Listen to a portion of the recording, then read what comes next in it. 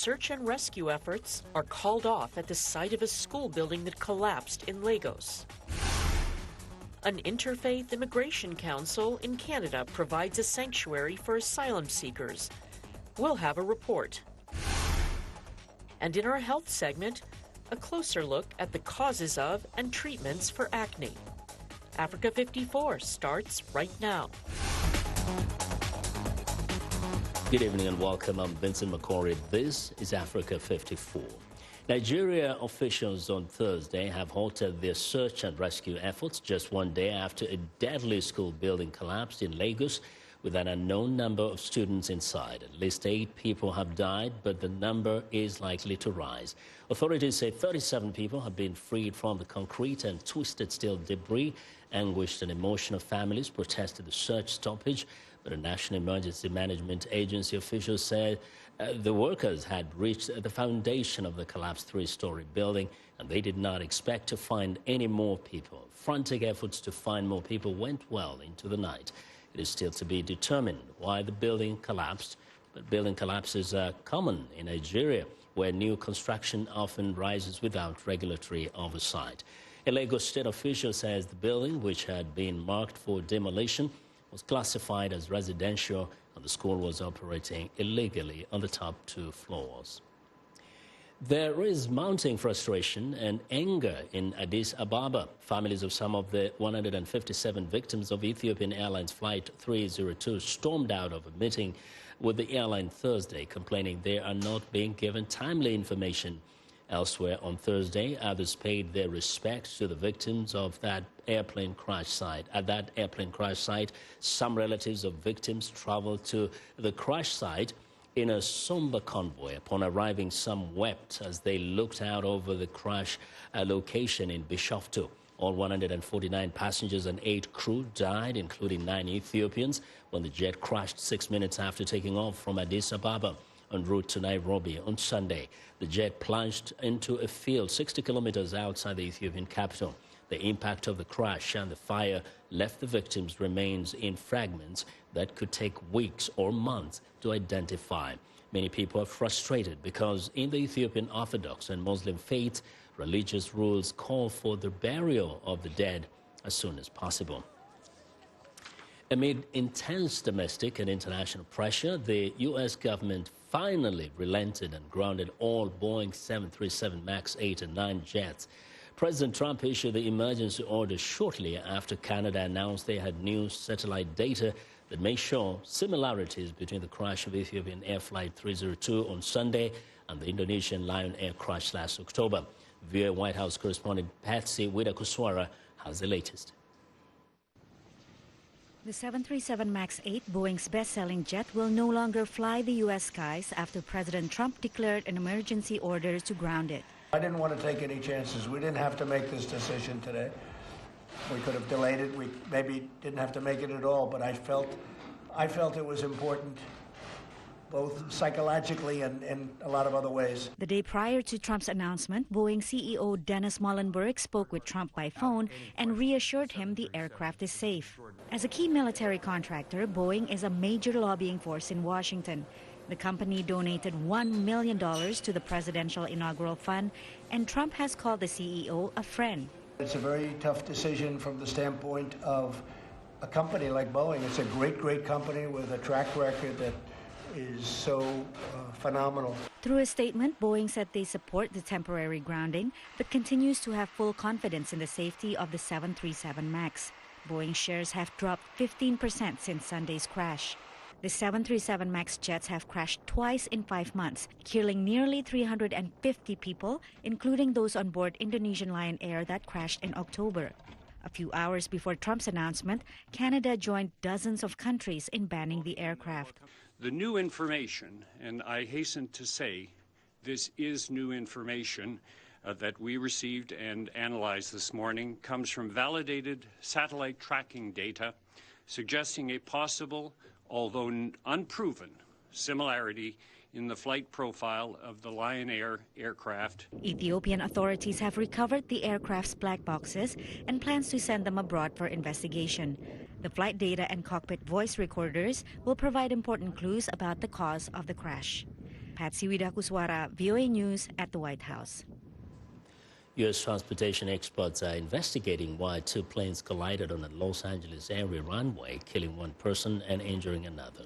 One of the two single-engine planes burst into flames after the collision Wednesday night at the Compton Woodley Airport. Initial local media reports say one pilot was killed after apparently being thrown from that plane. The Federal Aviation Administration and the National Transportation Safety Board are investigating the crash. The U.S. Senate defied President Donald Trump Wednesday and voted to cut off support for the Saudi-led coalition fighting rebels in Yemen. 7 of Trump's fellow Republicans sided with Democrats in passing the measure 54-46. The measure demands that President Trump remove United States armed forces from hostilities in or affecting the Republic of Yemen within 30 days. In the absence of an act of Congress authorizing this kind of thing, it is unconstitutional for us to send our brave young men and women into harm's way. It is unconstitutional and unlawful for us to be involved in a war, and make no mistake, we are involved in a war. Well, it now goes to the House, which approved its own similar measure this year, only to have the process stall over a procedural issue. President Trump is threatening to veto the bill if it reaches his desk, saying it would undermine the counterterrorism fight. Saudi Arabia is leading a coalition helping Yemen fight Iranian-backed Houthi rebels, with the Trump administration providing Yemen with intelligence and other support. In political power, women are totally outnumbered by men, accounting for less than 7% of the world's leaders and only 24% of lawmakers. That's according to the latest statistics. UN General Assembly President Maria Fernanda Espinosa told delegates to the Commission on the Status of Women this week that there has been a serious regression in the political power of women across the world in recent years. Now, among the attendees was Diane Keita, Minister of Cooperation and African Integration, Republic of Guinea. Honorable Keita, welcome to Africa 54. Thank you for having me here in the studio. Thank you. Yes. Now, you were at this meeting at the UN, and first, the president, as I mentioned, the president of the UN General Assembly, Espinosa, said that there's a regression in political power, and maybe she's talking in a global sense, but when you look across the continent of Africa, some people say, in fact, there's been progress. We're seeing more women in positions of power. What's your take? Well, globally, there are some kind of regress, but it's true that in Africa, there are a lot of progress, Now we have even 2 countries that are fully for parity, gender equality. And there are more and more women ministers, more and more women governors, and more women really taking leadership position in Africa. Yes. Well, still some will say not enough. Where there are so many women, very competent, holding really responsible positions, very intelligent women in different institutions. But what is it, in your assessment, makes political positions a little challenging and a bit different than positions in the private sector, for example? Probably because some of the positions are already taken. You don't just take men out of their job. So you got to kick them out. Yeah, no, that's not the way to do it. Gender equality is more balanced than that. Yes. So there are very fine men out there. Yeah. But it's more and more proof that for some of those positions, women are better equipped to really have the balance, climate change, good governance, peace and security, because they tend to be more sure of thinking about the family, thinking about their environment. Yeah, it's true. Well, they're motherly, right? Absolutely. But now you get the sense that in most of our societies, there are more women than men. It's a fact. Yes. And the question is, though, what are some of the obstacles that make it impossible for this balance to be attained? Really, the first balance as well is the personal well-being sometimes. Less women want to tend to go to do the fight to get into politics. It's need to have the fight. They have sometimes other issue to take care of. And as well, I think one of the most important parts of it as well is really the question of education. Some of the women, especially in West Africa, they are more entrepreneurial than political. Yeah.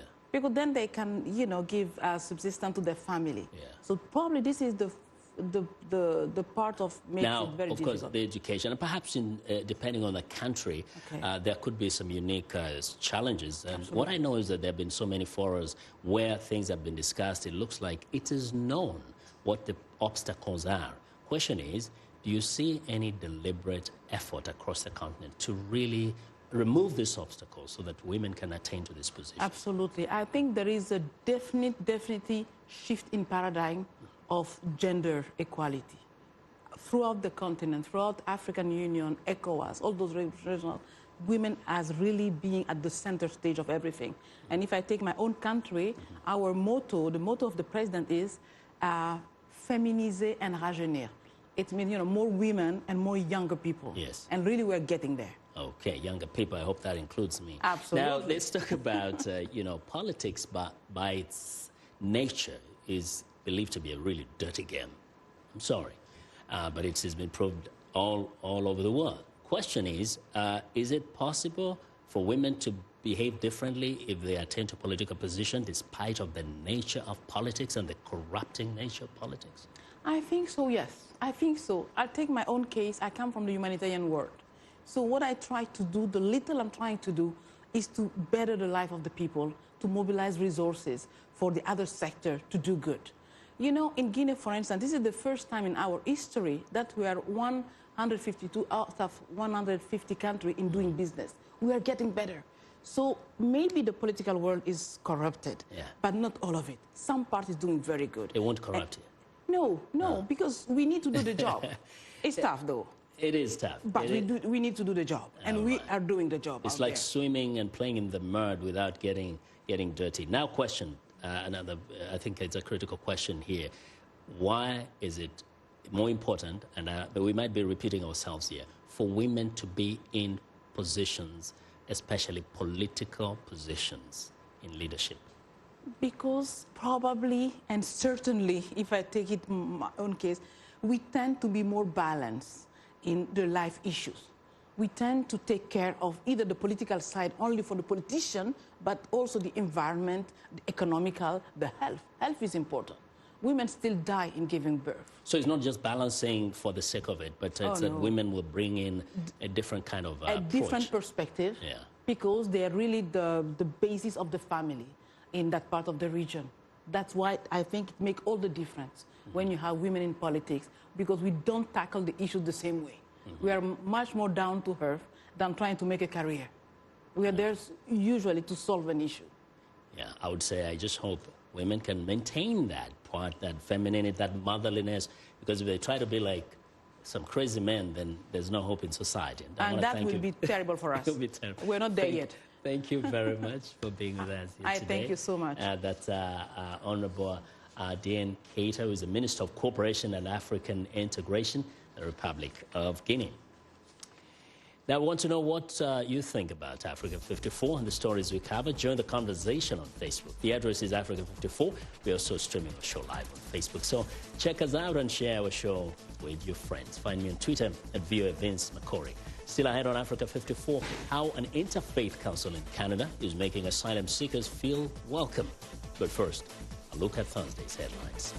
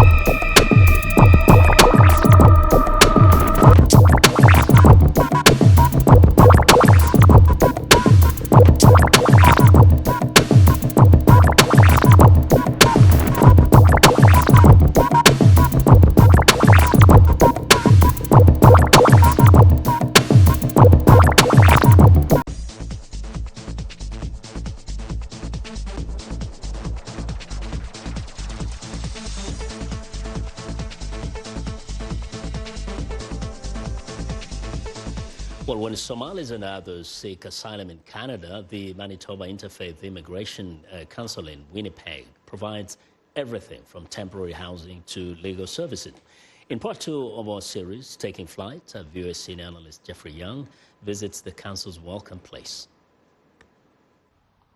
Emerson, Manitoba sits just at the border with the United States.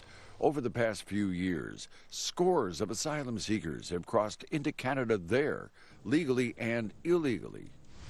110 kilometers north of Winnipeg, the Manitoba Interfaith Immigration Council assists many border crossers, as Executive Director Rita Chahal explains. When we started to see people crossing at Emerson, and there was no one there to help them, and people were crossing, and they needed a place to stay, we were one of the first agencies that responded very quickly.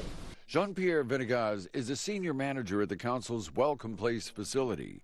He says the group works with Canadian border authorities to help asylum seekers. My main role was it is to coordinate the arrival of refugee claimants. I have a daily communication with the CBSA, Canadian Border Service Agency, and they inform me in the case that they need transportation for one of our clients, that they arrive at the port of entry of Emerson. Border crossers brought to Welcome Place receive temporary housing and a range of social services, including legal assistance with asylum claims. Isaac Magoya, who is from Somalia, works at a Winnipeg car repair shop. He explains why he left the United States, where his wife and children remain. Till the 2017, I was living there, all my family. I was running out for the deportation. And then I don't get any status from the USA. And then I come to the Canada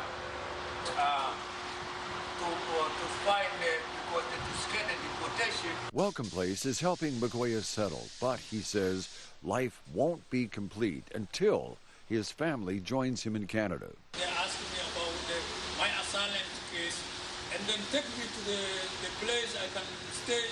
And they started so to give me some money for the food, and they pay my rent.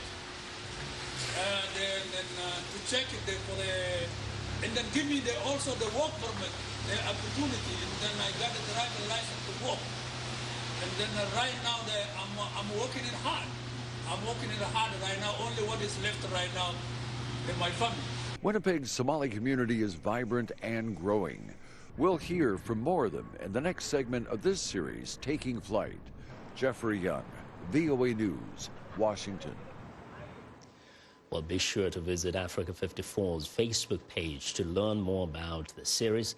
And each day following Africa 54, each segment will also be posted on YouTube.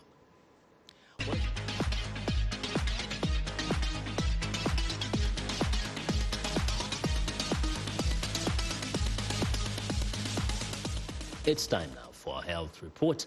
And joining us now is Africa 54 health correspondent Lino Madu with a look at malnutrition in the Democratic Republic of Congo. Lino. That's right, Vincent. Children's agency UNICEF estimates that 260,000 children in the Kasai region of the DRC are suffering from severe acute malnutrition and are in need of life-saving treatment. According to the United Nations, between 2016 and 2018, large numbers of people were displaced from their homes due to militia-led violence and insecurity in the Kasai, fueling child rights abuses and high levels of malnutrition among children. In addition, the return of hundreds of thousands of Congolese refugees from Angola is increasing pressure on health centers, schools, and other basic services in Kasai, and compromising access to essential and life-saving services for many children. In the last 2 years, UNICEF and its partners have treated about 200,000 severely malnourished children in the Kasai region and rehabilitated 500 burned down or looted classrooms so students could return to school. There's still a lot of malnutrition. It hasn't gone down. The health center treats the fever if needed and especially gives nutritional food to malnourished children. more than 100,000 children have received psychosocial support, and over 5,000 unaccompanied children and children associated with militias have received assistance to reintegrate their families and communities. Now, we all get the odd pimple now and again, but for those with acne, it's a daily struggle. Acne affects at least 9% of the global population of all ages, but is most common among teenagers. In part 2 of our discussion with Dr. Dawn Davis, president of the Society for Pediatric Dermatology, she elaborates on acne and how to address the common skin condition. Take a look. Acne is an inflammatory skin disease, and it can actually happen across multiple stages of life for slightly different reasons. So you can have acne in a newborn, you can have acne in an infant or toddler, and then of course we all think of adolescent acne. And then adults can have acne. And what's so important about acne is that it's more than skin deep, if you will. It's an inflammatory disease of the skin that manifests usually on the face and also the chest and back and shoulders. However, people with acne have an altered quality of life because they look different, and that makes them feel self-conscious about who they are. So at what point do you recognize just a small pimple as a condition of acne? It's really about what the patients find is of value and of quality of care for them. So there can be patients that have 2 or 3 acne nodules and find that to be very devastating. And there can be patients who have some open comedones or blackheads on their nose and it doesn't bother them at all. And then there can be patients who have chest and back involvement where they're very embarrassed to take off their shirt, or perhaps it involves their face and it fluctuates with menstruation or with stress, and then it's situational. And so it really depends on the patient and their quality of life and how well they adapt to their disease. And so we try to meet the patient where they are. Is there a population that is most sensible to developing acne? Yes, so the population that's most at risk for acne would be the adolescent population because they are growing, their hormones are surging, and that's not only stressful psychosocially, but it's also stressful on the body. And when you get hormone fluxes, that leads to cortisol release, which is the stress hormone as we grow and develop from adolescence into adulthood. And then ladies and gentlemen, as we age, especially females, can have hormone cycles that also lead to persistent and stubborn adult acne. So when acne is caused by hormones, is there a way to even prevent it? That's a great question. So for females, we can regulate their hormones and their cycling of the hormones with oral contraceptive pills, which have multiple uses, but are mostly thought of as an anti-fertility method. That helps a lot of females, whether they're adolescents or adults, help control their acne. There's also multiple over-the-counter and prescription products that we can use that help slough the skin, decrease inflammation, decrease the normal bacteria overgrowth on the skin, and help with oil production.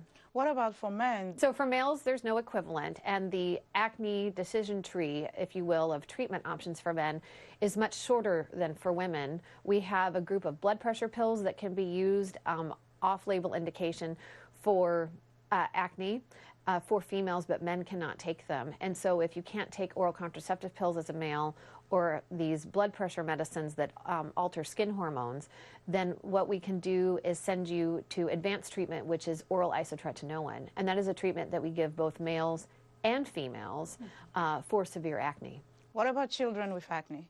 Children with acne are approached very similarly. So we start with basic skin hygiene. If you have mild acne, oftentimes it's avoiding irritating products and remembering to wash your face with a gentle soap and water twice a day, just so that you keep the skin clean and keep the bacteria load down and help slough the dead skin.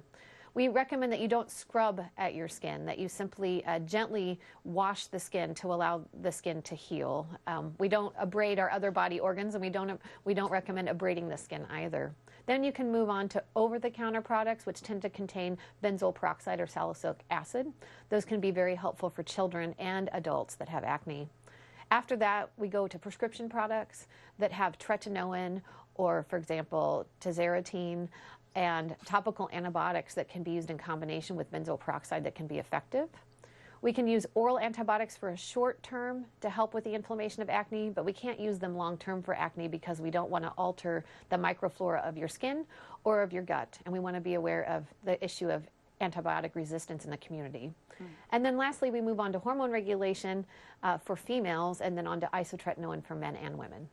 So can one be cured from acne, or is it a lifelong treatment type of approach? It's rare that someone would have acne their entire life, but it's not unusual for someone to either struggle with acne through adolescence into adulthood or have pristine skin through adolescence and then all of a sudden be stuck with acne in adulthood. But it tends not to last past middle age. And that's our health report for today. To stay in touch, find me on Twitter @LenorMoudou. Back to you, Vincent. Well, thanks a lot, Lenore. I'll be sure to watch Lenore Moudou's health reports every Tuesday and Thursday right here on Africa 54.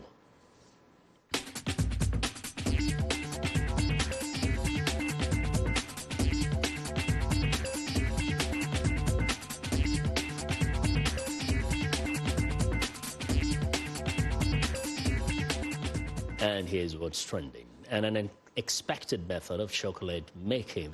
This factory is in Ivory Coast, the world's top cocoa grower, but despite producing over 2 million tons of beans every year, not much finished chocolate is produced in the country. As employees peddle away, organic cocoa beans are transformed into a paste by a grinder. Organic cocoa beans are difficult to find in Ivory Coast, where the overwhelming majority of farmers use chemicals and insecticides. That means that organic chocolate is expensive to make and caters primarily to the European market. The cocoa industry is a serious threat to Ivory Coast environment. Campaign groups say that the country is at risk of losing all its forest cover by 2034. Well, next up, a British company has created luxury accommodation pods, which will mean people can sleep over in locations that traditionally hotels could never be built.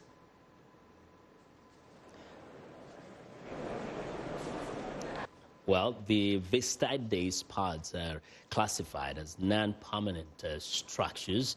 This means that planning laws governing their placements are not as strict as those for permanent buildings. Now, the pods are said to be off-grid, meaning they do not need to be connected to main power or water. They hold 2 weeks' worth of water, which can be topped up with the pod's rainwater harvesting system. A water recycling system uses bath and sink waste for toilet flushing. Solar panels power the utilities. Usage is backed up by a generator if necessary. Water is heated using latent heat from wood burner, and that's what is trending today. And that's our show for today. Thanks a lot for watching, and we look forward to seeing you again tomorrow. Have a good night.